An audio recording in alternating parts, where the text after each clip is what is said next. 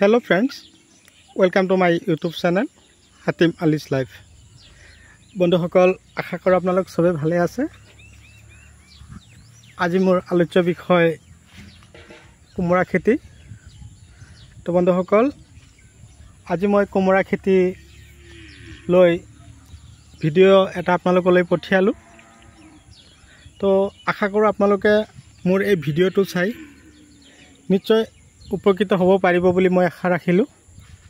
তো কথা হ'ল এই কুমৰা খেতি কেনেকৈ কৰিব, কি পদ্ধতিত খেতিত সাৰ দিব, বৰষুণ বেছি হ'লে কি পন্থা হাতত ল'ব, খেতিৰ ফলন অধিক ধৰাবৰ কাৰণে বা ফলন বৃদ্ধিৰ বাবে কি পন্থা অৱলম্বন কৰিব।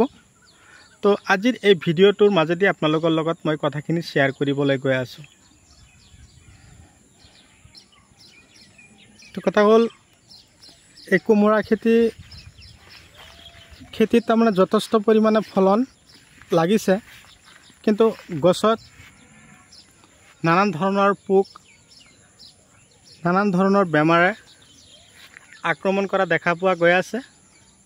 তাৰ কাৰণে আপোনালোকে গছত কি ঔষধ স্প্ৰে কৰিব লাগিব, কি দানা দিব লাগিব, আৰু শিপাৰ দানা কি আমি ইউজ কৰিব লাগিব, গছৰ পাতবিলাক ফুলি গ'লে আমি কি দিব লাগিব, প্ৰতি বিঘা মাটিৰ পৰা আমি কিমান কুমৰা উৎপাদন কৰিব পাৰিম, কিমান টকা বিকিব পাৰিম,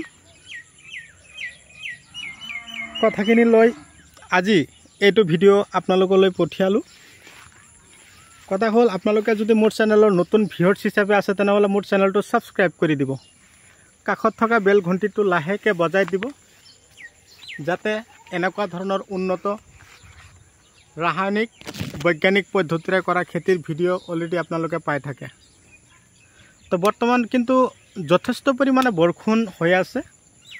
আপোনালোকৰ ফালে বা কেনেকুৱা ধৰণৰ বৰষুণ হৈ আছে মই নাজানো। তো আমাৰ ফালে কিন্তু বহুত বৰষুণ হৈ আছে।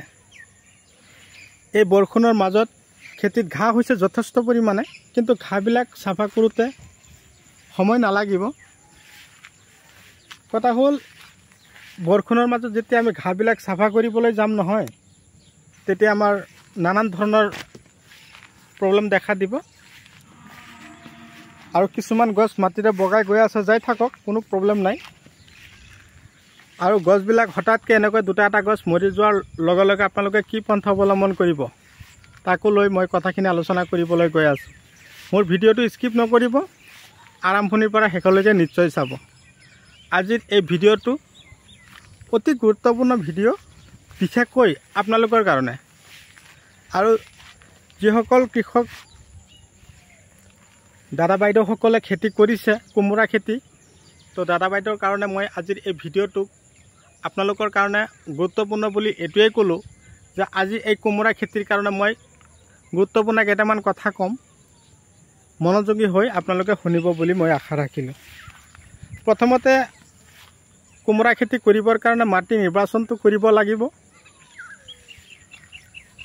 মাটি হ'ব লাগিব ওখ, এঢলীয়া, অম্লতা, হিউমাছযুক্ত মাটি হ'লে আটাইতকৈ ভাল। পলসুৱা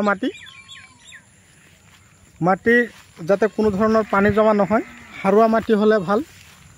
প্ৰতি বিঘাতে আপোনালোকে 2 পৰা 2.5 গাড়ী গোবৰ সাৰ দিব। আৰু আপোনালোকে লিকুইড দিব প্ৰতি বিঘাত 5 পৰা 7 কিলো, 5 লিটাৰ দিলেও কোনো কথা নাই। আৰু যদি আপোনালোকে পাৰে চূণ সিঁচিব খেতিত, লিকুইড যদি আপোনালোকে বিচাৰি নাপায়, আপোনালোকৰ খেতিত চূণ সিঁচিব।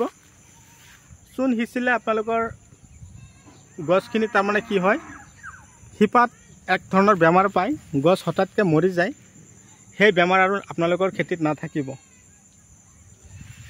আৰু কথা হ'ল গছৰ গুৰি মই দেখুৱাই দিছোঁ, এনেকুৱা ধৰণৰ গুৰিবিলাকত পানী জমা যাতে নহয়, অকণমান ওখকৈ ৰাখিব মাটি। আৰু শিপাত এক ধৰণৰ বেমাৰে পায়, তাৰমানে এনেকুৱা ধৰণৰ শিপাবিলাক যে আছে, এই চাওক কোমোৰা গছৰ শিপা, মই আপোনালোকক দেখুৱাই আছোঁ। এই শিপাবিলাক যাতে ফুলি নাযায়। বৰষুণ বেছি হ'লে শিপাবিলাক আলু হৈ যায় আৰু ফুলি যায়। তাৰ কাৰণে আপোনালোকে খেতিত ফৰাডন সিঁচিব আৰু শিপাৰ দানা ইউজ কৰিব খেতিত। শিপাৰ দানা ৰটেক্স আছে, ব্লেক পাল আছে, ব্লেকবেৰী আছে। এইবিলাক শিপাৰো কাম কৰিব, গছৰ গ্ৰোথৰ কাম কৰিব আৰু ফলৰ কাম কৰিব। এনেকুৱা ধৰণৰ দানা আপোনালোকৰ খেতিত আপোনালোকে ধুনীয়াকৈ সিঁচিব। ৰাসায়নিক পদ্ধতি মতে ৰাসায়নিক সাৰ আপোনালোকে মিক্স কৰিব, DAP ইউৰিয়া ধুনীয়াকৈ মিক্স কৰি কিনে আপোনালোকে খেতিত এনেকৈ ধৰণে আপোনালোকে সাৰবিলাক সিঁচিব, দানাবিলাক সিঁচিব। 15-20 দিনৰ ভিতৰতে আপোনালোকৰ গছত যথেষ্ট পৰিমাণে ফলন আহি যাব। বন্ধুসকল, আপোনালোকে মোৰ ভিডিঅ' কোন ঠাইৰ পৰা চাই আছে মই আপোনালোকক অশেষ ধন্যবাদ জ্ঞাপন কৰিছোঁ। তো কথা হ'ল, আপোনালোকৰ সহায় সহযোগিতা মই কামনা কৰিছোঁ। কেৱল আজিৰ এই ভিডিঅ'টোত নহয়, অতদিনে মই ভিডিঅ' আপোনালোকলৈ পঠিয়াইছোঁ। তো কথা হ'ল, এই কোমোৰা খেতিত এনেকুৱা ধৰণৰ বৰলবিলাকে চাওক, বৰল আজি আপোনালোকক দেখুৱাই দি আছোঁ। কি কৰি আছোঁ চাওক, কোমোৰাৰ মাজত বহি বহি আৰামত ড্ৰাইভাৰী কৰি আছে। এইবিলাক খেদিবৰ কাৰণে পাতগ্ৰাম দিব, বিনাশক দিব, আলিকা দিব। এইবিলাক দিলে আৰু এনেকুৱা ধৰণৰ কোমোৰাবিলাক নষ্ট নকৰিব। চাওক, নিশ্চয় চাব পাৰিছে। আৰু কোমোৰা গছৰ পাতবিলাক যাতে ফুলি নাযায়, এনেকুৱা ধৰণৰ যাতে চিকচিকীয়া হয়, তাৰ কাৰণে আপোনালোকে দাহাত স্প্ৰে কৰিব পাৰিব। আগবিলাক যাতে কেঁচুৰি নামাৰে, আগবিলাকত চাওক পোকে বহি আছে, এনেকুৱা ধৰণৰ পোকে যাতে ফুলাই নিদিয়ে, তাৰ কাৰণে আপোনালোকে চিমোডিছ স্প্ৰে কৰিব। আৰু কোমোৰাবিলাক চিকচিকীয়া হৈ থাকিবৰ কাৰণে বায়'গল্ড দানাটো সিঁচিব। এনেকুৱা ধৰণৰ কোমোৰা বজাৰত লৈ গ'লে ল'ব জানো? নলয়। আমি কি কৰিব লাগিব, আগতীয়াকৈ পদ্ধতি বা পদক্ষেপ হাতত ল'ব লাগিব।